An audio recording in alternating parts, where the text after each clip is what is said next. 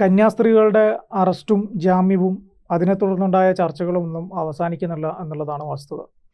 കന്യാസ്ത്രീകളുടെ അറസ്റ്റിന് പിന്നാലെ വർഗീയ വിഷം തുപ്പുന്ന പല വാക്കുകളും ചില സംഘപരിവാർ സംഘടനകളുടെ ഭാഗമായി നിൽക്കുന്ന ആളുകളുടെ ഭാഗത്ത് നിന്ന് വരുന്നു എന്ന് പറയുന്നത് അങ്ങേയറ്റം ദൗർഭാഗ്യകരമാണ് എന്ന് പറയണം. ഇപ്പോൾ KP ശശികല, വിശ്വ ഹിന്ദു പരിഷത്തിൻ്റെ ഹിന്ദു ഐക്യവേദിയുടെ നേതാവ് KP ശശികലയുടെ ഒരു പരാമർശമാണ് ഇപ്പോൾ വലിയ തോതിൽ ചർച്ചയ്ക്ക് വഴിവെച്ചിരിക്കുന്നത് എന്നതാണ് ഇപ്പോഴത്തെ പ്രധാനപ്പെട്ട ഒരു കാര്യം. KP ശശികല തൻ്റെ ഫേസ്ബുക്ക് പോസ്റ്റിലൂടെ കുറിച്ച ഒരു വാക്ക്, സ്ത്രീകളുടെ സ്തനങ്ങൾ കത്തോലിക്ക സഭ പിഴുതെടുത്തു എന്ന് പറഞ്ഞിട്ടുള്ള ഒരു വാക്ക്, അങ്ങേയറ്റം ദൗർഭാഗ്യകരം എന്ന് പറയാം.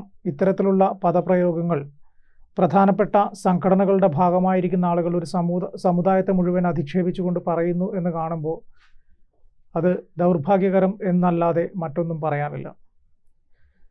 ഛത്തീസ്ഗഡിലെ കന്യാസ്ത്രീകളുടെ അറസ്റ്റിനെ തുടർന്ന് KP ശശികല, RV ബാബു അടക്കമുള്ള സംഘപരിവാർ നേതാക്കൾ ക്രൈസ്തവർക്കെതിരെ നടത്തുന്ന അധിക്ഷേപ പരാമർശങ്ങളും ആരോപണങ്ങളും ഭീഷണികളും ഇതുവരെയും അവസാനിച്ചിട്ടില്ല എന്നാണ് പറയുന്നത്.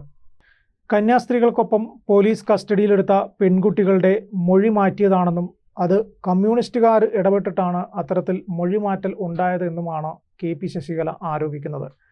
രാഷ്ട്രശത്രുക്കൾ ഒരുമിച്ച് തന്നെ ആ പാവം കുട്ടികളുടെ അവസ്ഥ കഷ്ടം.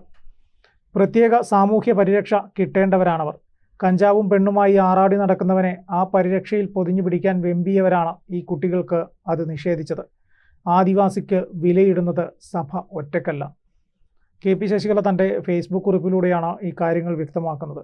കൂടുതൽ വാർത്തകളും വിശേഷങ്ങളും നിങ്ങളിലേക്ക് എത്താൻ ABC മലയാളം സബ്സ്ക്രൈബ് ചെയ്യുക, ബെൽ ബട്ടണും അമർത്തുക.